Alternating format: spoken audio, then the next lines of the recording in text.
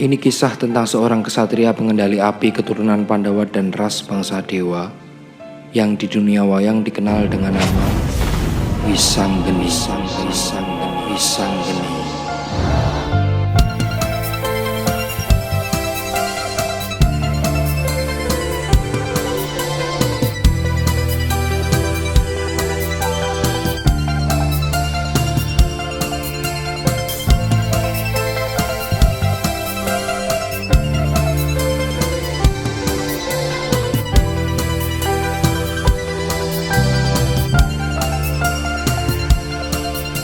Wisanggeni adalah keturunan penengah Pandawa atau Arjuna yang sakti mandraguna. Ibu dari Wisanggeni adalah seorang bidadari di Kayangan yang bernama Dewi Dresanala. Dia adalah putri dari seorang dewa api bernama Batara Brahma. Jadi dari sinilah salah satu alasan mengapa Wisanggeni mempunyai kemampuan dan kesaktian dalam mengendalikan api sejak lahir. Untuk lebih jelas mengenal silsilah Wisanggeni, mari kita perhatikan tabel berikut ini. Wisanggeni merupakan anak dari Arjuna dan Dewi Dresanala. Sedangkan Dewi Dresanala adalah anak dari Batara Brahma dan Dewi Rarasati. Lalu Batara Brahma adalah anak dari Batara Guru dan Dewi Umayi. Ini adalah silsilah keturunan Wisanggeni dari ras bangsa Dewa, yaitu Batara Guru memiliki anak bernama Batara Brahma. Batara Brahma memiliki putri bernama Dewi Dresanala, dan Dewi Dresanala adalah ibu dari Wisanggeni. Sedangkan dari ras bangsa manusia, Wisanggeni merupakan anak dari penengah Pandawa atau Arjuna. Tidak sulit untuk mencari data silsilah Arjuna dari buku, internet, artikel, atau banyak media lain. Hampir semuanya memberikan data yang sama. Arjuna merupakan anak dari Dewi Kunti dan Prabu Pandu Dewanata, di mana Prabu Pandu lahir dari dinasti Kuru dan Dewi Kunti dari Wangsa Yadawa, dua garis keturunan besar dalam kisah Mahabharata.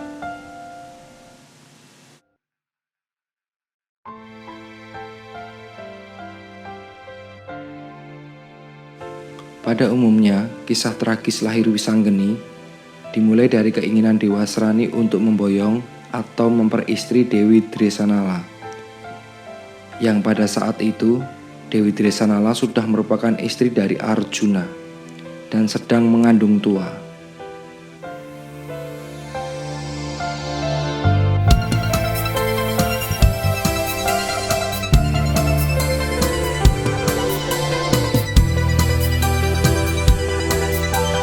Satu langkah yang diambil Dewa Asrani dan selalu menjadi pilihan Dewa Asrani saat menghadapi situasi sulit adalah dengan merengek kepada ibundanya yaitu Batari Durga. Mendengar rengekan Dewa Asrani, Batari Durga pun pergi ke Kayangan untuk menemui Batara Guru. Batara Guru adalah dewanya para dewa, atau bisa disebut pimpinan para dewa, di mana status hubungan Dewi Durga dan Batara Guru adalah suami dan istri. Dalam hal status hubungan ini, ada beberapa versi dengan penjelasan yang berbeda-beda. Jadi untuk saat ini, kita skip dulu status hubungan mereka. Setelah Batara Guru mendengar permohonan Dewi Durga, Batara Guru pun mengambil keputusan memberikan dukungan sepenuhnya kepada Dewa Asrani dan Batari Durga. Dan ia memberi perintah kepada seluruh dewa di Kayangan untuk membantu dan mewujud nyatakan keinginan Dewa Asrani dan Batari Durga. Tapi ada satu dewa yang menolak dengan tegas keputusan Batara Guru tersebut, yaitu Batara Narada. Perdebatan panjang pun terjadi antara Batara Narada dan Batara Guru. Banyak penjelasan ataupun argumen Batara Narada yang sudah diutarakan kepada Batara Guru, tetapi tetap tidak mampu menggoyahkan keputusan Batara Guru. Dan pada akhirnya, Batara Narada mengambil keputusan turun ke bumi menjadi manusia biasa dengan melepas status kedewataannya dan status penasihat agung di Kayangan. Sampai di sini cerita kelahiran Wisanggeni dikembangkan atau berkembang menjadi banyak versi, yang mungkin akan menimbulkan perdebatan saat beberapa penonton mendapatkan input yang berbeda. Wisanggeni lahir dalam situasi yang menyedihkan, menderita, tragis, dan bahkan bisa dikatakan mengerikan. Karena pada prinsipnya kelahirannya tidak disetujui oleh sesepuh para dewa, sehingga ia mengalami penyiksaan untuk dibunuh dan dimusnahkan.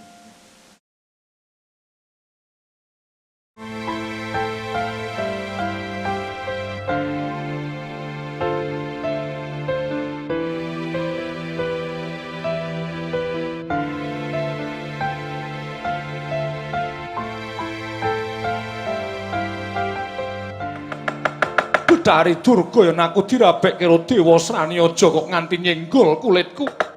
Nyenggol sandang aku wae tak obong aku ora sudi digrayang karo anakmu. Iblis lanang tobat. Kowe iki njaluk rega sing pira kowe?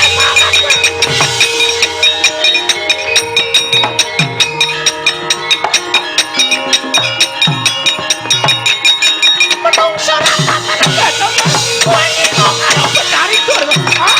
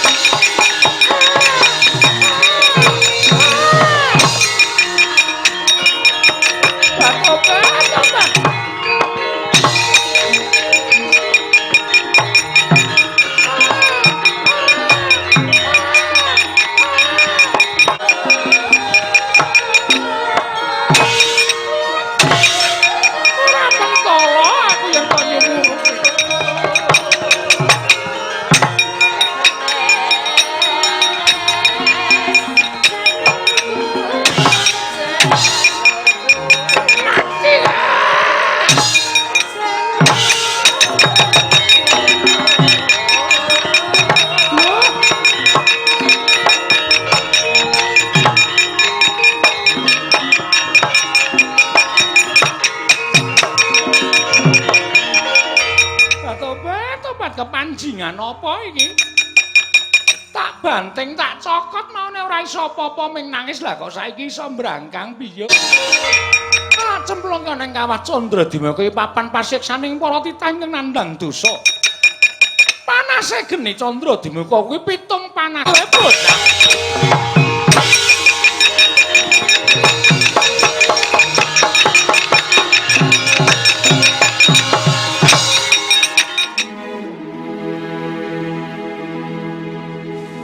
Itu tadi penggalan kisah Wisanggeni lahir yang Kisino Nugroho bawakan. Tetapi, tiap dalang punya perbedaan di sesi ini.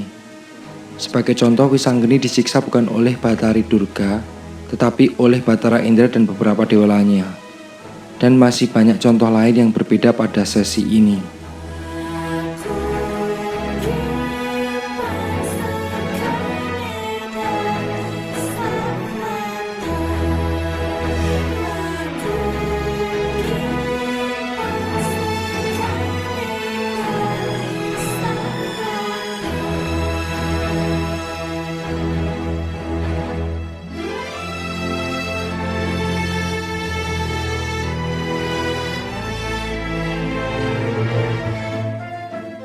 Dari dua contoh pertunjukan wayang di video tadi, memiliki proses dan penggunaan tokoh penyiksaan yang berbeda. Tetapi akhir dari prosesnya sama, yaitu dilempar ke kawah Candra di muka.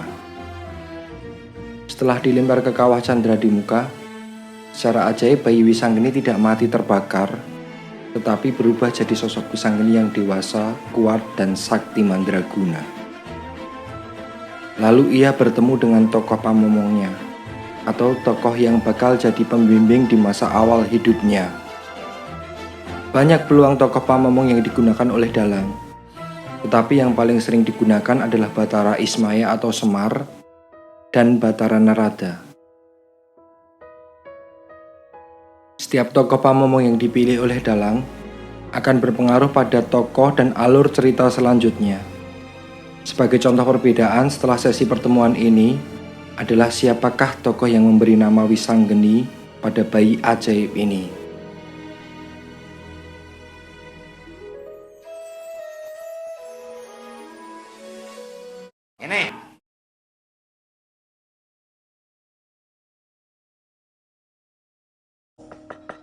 Ulun ingkang bareng bakal paring ketenger lumantar kita Semar. Bocah iki paringana tetenger Raden Wisageni. Raden Wisageni, ya. Ulun ingkang paring ketenger.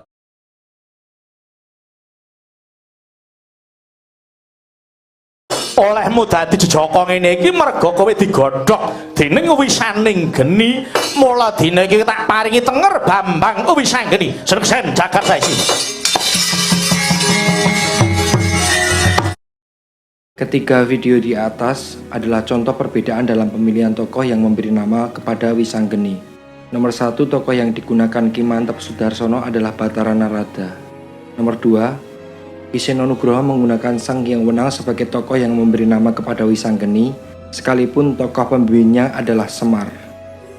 Nomor 3, berbeda dengan Ki Seno Nugroho. Ki Bayu Aji menggunakan Semar sebagai tokoh pamomong sekaligus tokoh yang memberi nama kepada Wisanggeni.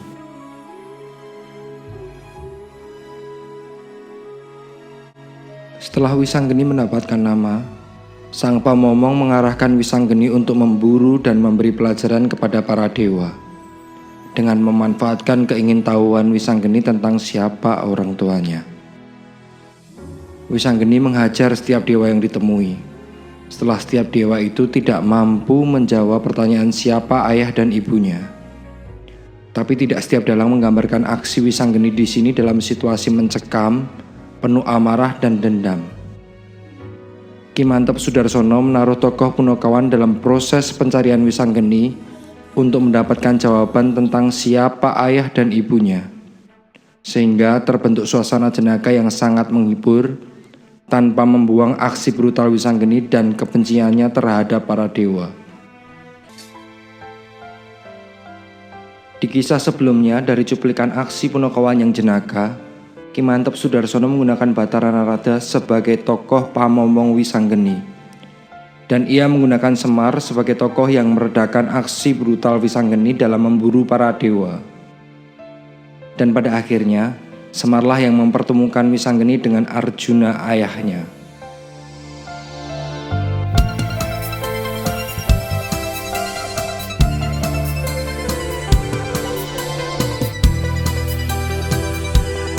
Berbeda dengan Ki Seno Nugroho, ia menggunakan Semar sebagai tokoh pembimbing awalnya.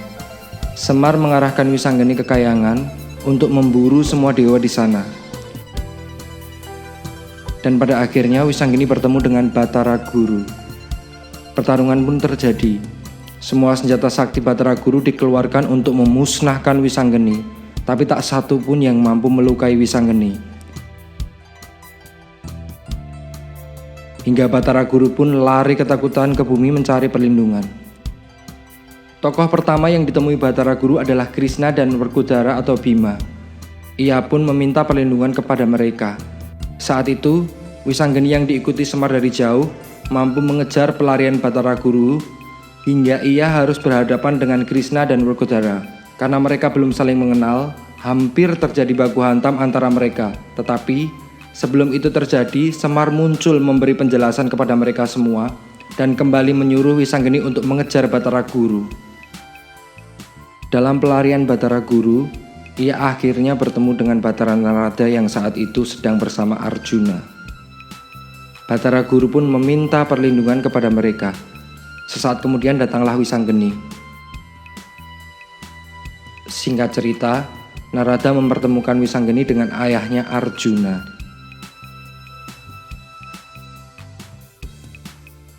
Lalu kemudian Narada kembali ke Kayangan mengikuti Batara Guru yang akan diadili.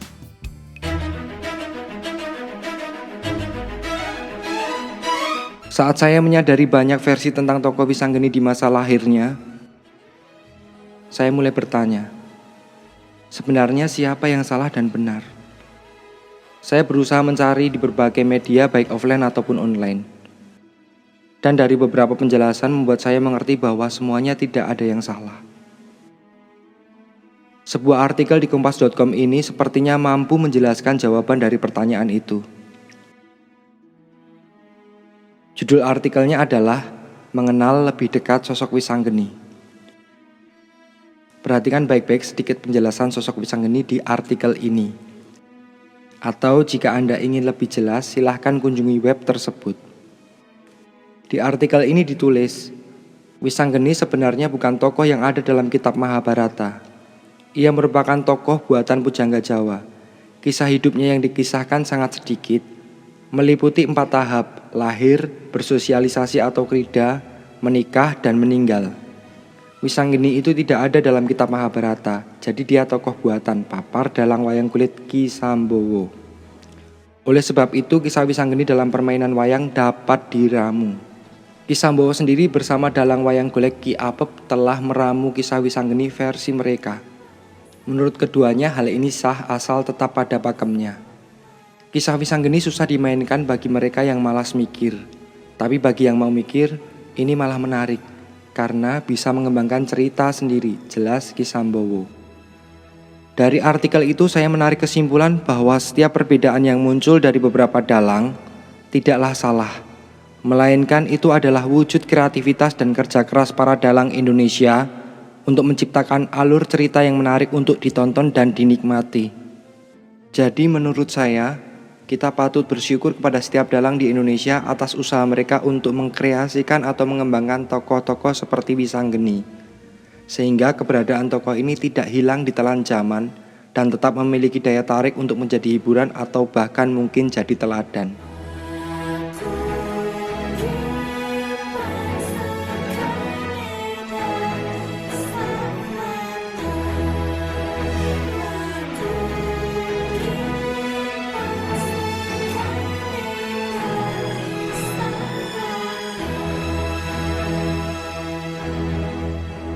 Sekalipun hampir setiap pertunjukan wayang Wisanggeni memiliki perbedaan, saya tetap menemukan beberapa hal yang sama dari setiap cerita Wisanggeni lahir.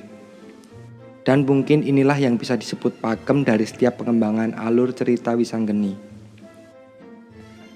Beberapa persamaan itu adalah: pertama, mengenai silsilah Wisanggeni yang lahir dari Arjuna dan Dewi Drisanala. Kedua, kelahiran Wisanggeni tidak diharapkan oleh para dewa, sehingga ia harus dimusnahkan di masa lahirnya. Ketiga, Wisanggeni adalah kesatria pengendali api. Sekalipun mungkin di beberapa cerita Wisanggeni digambarkan sebagai sosok kesatria yang memiliki banyak ilmu dan kesaktian, tetapi yang pasti sama adalah kemampuan Wisanggeni dalam mengendalikan api. Mengingat arti nama Wisanggeni dan silsilah keturunan Wisanggeni yang lahir dari garis keturunan Dewa Api, yaitu Batara Brahma kakeknya. Yang keempat, bayi Wisanggeni adalah bayi ajaib yang bertumbuh cepat dalam penyiksaan. 3 poin berikutnya atau poin kelima, 6, dan 7 saya temukan di luar kisah Wisanggeni lahir. Yang kelima, Wisanggeni adalah kesatria sakti yang pada akhirnya nanti berpihak pada kelompok kesatria baik di dunia wayang.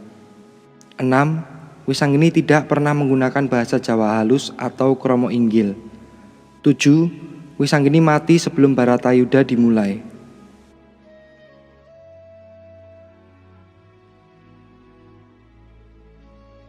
Di era milenial ini, cerita wayang bisa dinikmati bukan hanya dalam pertunjukan wayang. Telah banyak bentuk media yang bisa digunakan untuk mengaplikasikan cerita wayang. Sebagai contoh, cerita Wisanggeni sudah banyak diedarkan dan diproduksi dalam bentuk buku ataupun novel. Dalam buku cerita, sosok Wisanggeni mungkin digambarkan dalam bentuk yang lebih variatif dan inovatif lagi. Karena proses pembuatan buku memiliki waktu yang luas dan panjang untuk melakukan pengkajian ulang atau editing, berbeda dengan pertunjukan wayang. Apa yang sudah diutarakan dan ditampilkan oleh dalang tidak bisa ditarik lagi. Dengan kata lain, tidak ada proses editing dalam pertunjukan wayang. Saya akan ambil satu contoh inovasi dan variasi cerita Wisanggeni dari salah satu buku koleksi saya, yaitu buku berjudul Wisanggeni Membakar Api karya Pitoyo Amrih.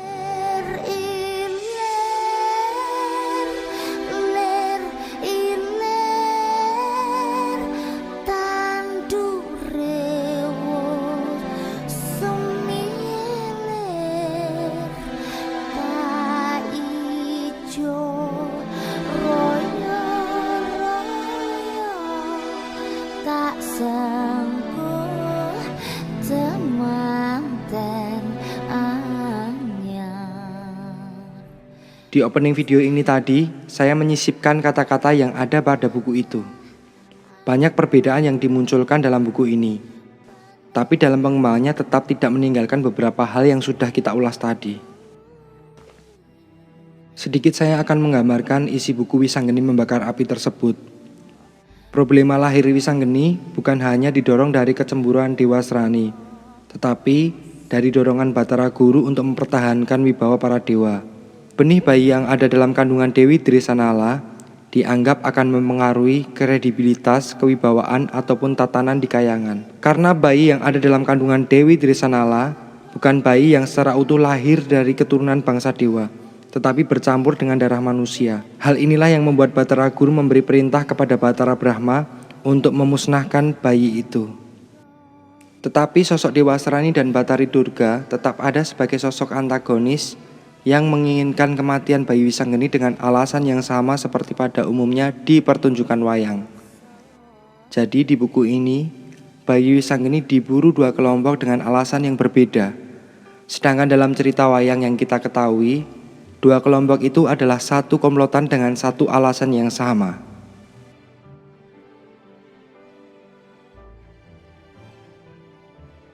Menyadari keinginan para dewa yang akan memusnahkan janin dalam perut Dresanala, Arjuna pun membawa pergi Dresanala dari kayangan ke Kendali Sada di tempat tokoh lintas waktu yaitu Hanoman, sosok kera putih yang sering ada dalam kisah Ramayana ataupun Mahabharata.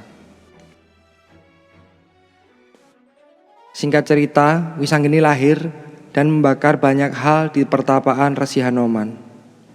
Bukan berarti Resi Hanoman tidak bisa menghentikan ulah bayi Wisanggeni, tetapi dia tidak mau melukai bayi tersebut. Maka ia lebih memilih menyelamatkan ibundanya dan membiarkan bayi Wisanggeni berbuat ulah sesuka hati.